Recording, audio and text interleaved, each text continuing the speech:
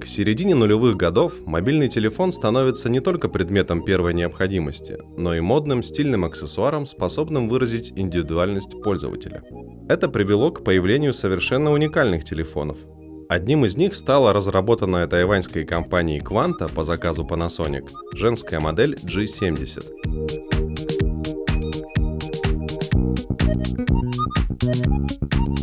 На момент появления в продаже стоимость этого телефона в России составляла чуть более 4000 рублей. Он выпускался в двух цветах – красном и синем. Дизайн передней панели у телефонов разных цветов отличается. Устройство имеет телефонную книгу на 250 номеров, 40-голосную полифонию, поддержку GPRS 8 класса и 250 килобайт встроенной памяти. Высота телефона чуть менее 9 сантиметров. Ширина 6 см, вес 88 грамм, толщина устройства почти 3 см. Телефон оснащен двумя дисплеями. Внешний монохромный, имеет разрешение 81 на 48 пикселей. Основной дисплей выполнен по технологии CSTN. Он отображает более 4000 цветов и имеет разрешение 128 на 96 пикселей. Аккумулятор телефона на 680 мАч располагается под крышкой блока клавиатуры. Заявленное время работы около 8 суток в режиме ожидания и 5 часов в режиме разговора. Слот для сим-карты находится прямо под аккумулятором. Разъем для зарядки, объединенный со стандартным 2,5 мм разъемом для наушников, располагается на правом торце. Как и аккумулятор, зарядное устройство телефона уникально и несовместимо с любым другим телефоном Panasonic.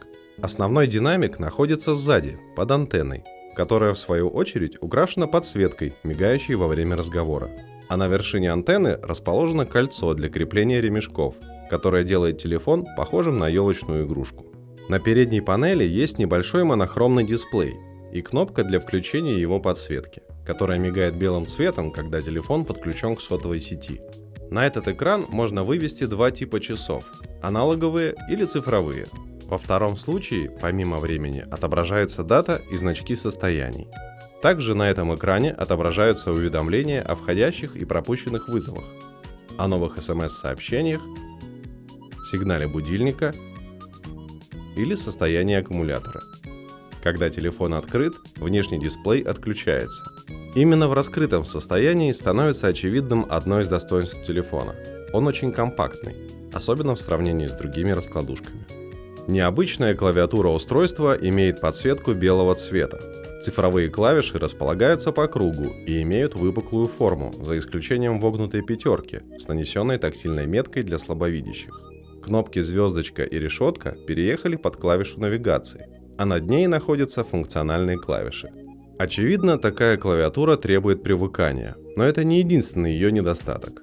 Из-за того, что этот блок расположен на подвижной крышке аккумулятора, удерживаемой лишь небольшой защелкой снизу, вся конструкция сильно люфтит. К тому же клавиатура не была русифицирована, что делает набор текста еще более затруднительным для русскоязычных пользователей. Для наибольшего сходства с пудреницей основной экран телефона был размещен под круглой зеркальной поверхностью.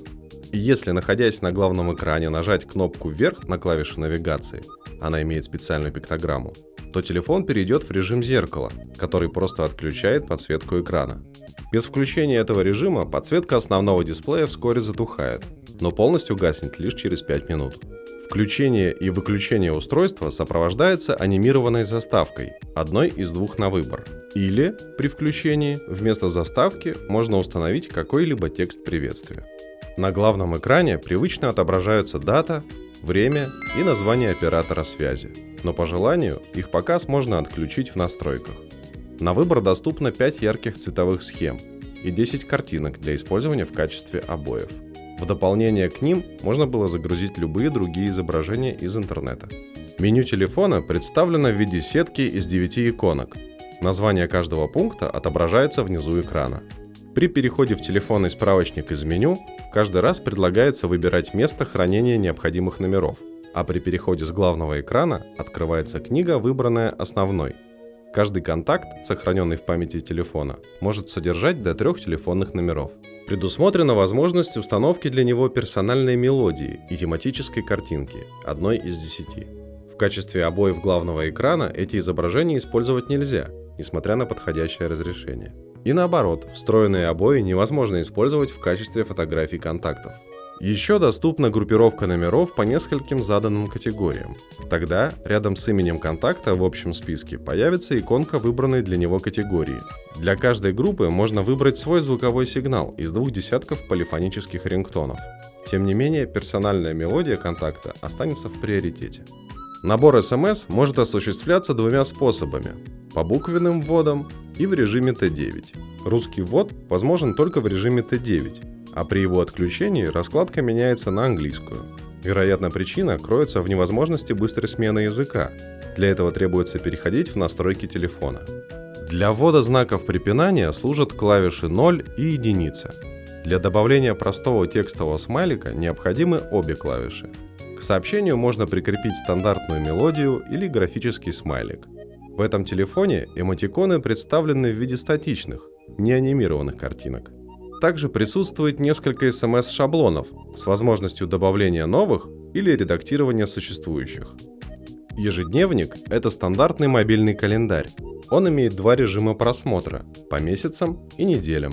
В первом режиме календарь не помещается на экране полностью. Для просмотра 20-х чисел следует прокрутить даты вниз и перейти на следующий экран. Для навигации по горизонтали служат кнопки 2 и 9 на цифровой клавиатуре. В режиме просмотра недели кнопками вверх и вниз происходит навигация по периодам времени суток. В ежедневнике можно создавать до 50 событий в 7 категориях. В зависимости от выбранной категории событие помечается тематической иконкой. Помимо наименования можно указать время и дату начала и окончания события. Какие-либо уведомления о грядущих событиях установить нельзя. Остальные имеющиеся инструменты находятся в меню приложения. В этом же разделе располагаются 3 игры.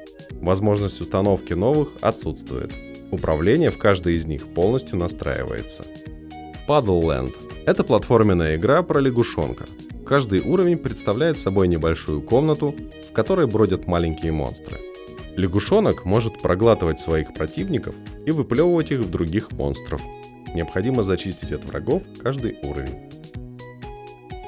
Quadball – это разновидность тетриса. Требуется совершить определенное число комбинаций за уровень, соединяя вместе от 4 шариков одного цвета. Exot – это классическая игра типа Arkanoid. Отбивая шарик управляемой платформой, необходимо разбить все кирпичи на уровне, подбирая выпадающие из них бонусы. Эксклюзивный календарь биоритмов – это нечто вроде персонального гороскопа. Сперва требуется указать дату своего рождения и конкретный день для оценки своего состояния. Полученный результат будет показан в виде графика и короткого описания физического, эмоционального и интеллектуального состояния с рекомендацией на выбранный день. Раздел «Часы», кроме регулировки даты и времени, включает в себя карту часовых поясов для просмотра мирового времени и будильник, который может работать в 2 режимах – ежедневном и однократном. Также можно установить отключение телефона в заданное время. Калькулятор телефона поддерживает только базовые функции. Для выбора действий служит клавиша навигации, а кнопка «Равно» вынесена отдельно на левую софт-клавишу.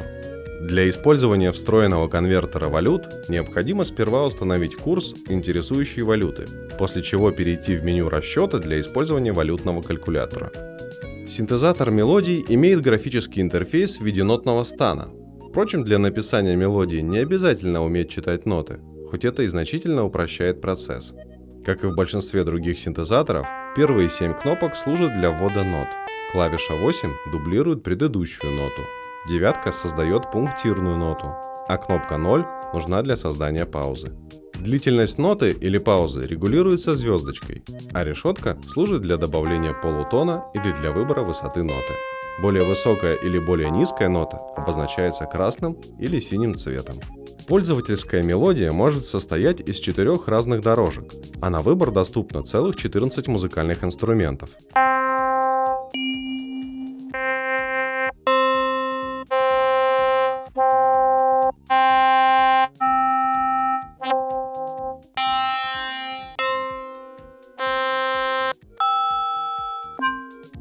В режиме редактирования можно прослушать только одну выбранную дорожку. Для прослушивания готового результата требуется сперва сохранить мелодию и выйти в меню выбора композиции.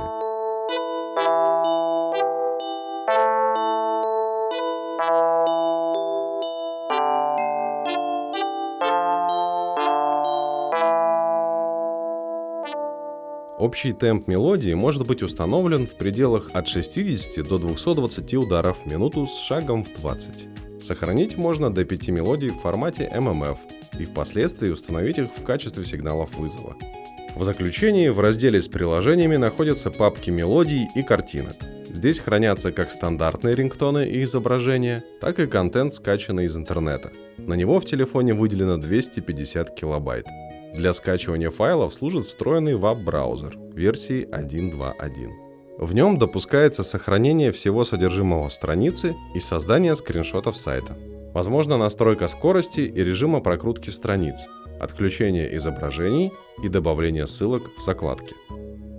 Настройка мобильной связи и GPRS осуществляется в разделе «Телефон». В нем также включается переадресация вызовов, устанавливается блокировка телефона и отображается информация о длительности и стоимости разговоров. Управление другими параметрами производится в разделе «Настройки». Первым пунктом в этом меню представлена регулировка звука. Здесь можно настроить громкость сигналов, включить звуки при открытии и закрытии телефона, звук при нажатии кнопки под внешним дисплеем и отклик при нажатии остальных клавиш. Сигналы вызовов, СМС и будильника тоже устанавливаются в этом разделе.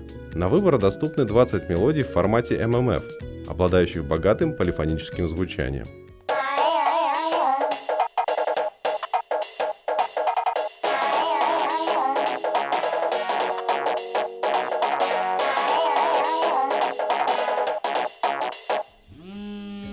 Телефон также отличается мощным вибросигналом.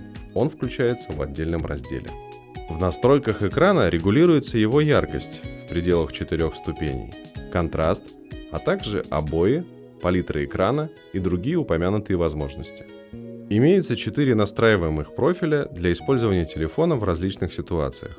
Кроме того, в настройках можно выбрать язык устройства и раскладку клавиатуры, заблокировать нажатие клавиш, сбросить телефон к заводским параметрам и добавить часто используемые функции в раздел «Мое меню».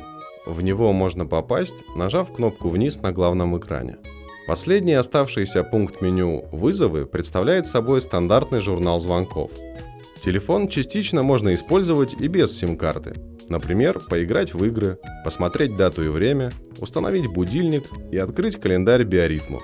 В пресс-релизе компания Panasonic описывала G70 как очень стильный, привлекательный и оригинальный телефон, аналогов которому в настоящее время просто не существует. Но это было не совсем так. В то же самое время компания Siemens представила 6-ю модель линейки Zelebri, очень похожую на G70. Правда, она была более чем вдвое дороже, а внешнего дисплея не имела. Следующая подобная раскладушка от относительно известного производителя была выпущена только через пару лет компанией Fly. Это была модель Z500 с камерой, стереозвуком и большим экраном. А компания Panasonic в 2006 году из-за неудачных продаж прекратила поставлять новые телефоны в европейские страны, включая Россию, и в Китай, сосредоточившись на внутреннем японском рынке.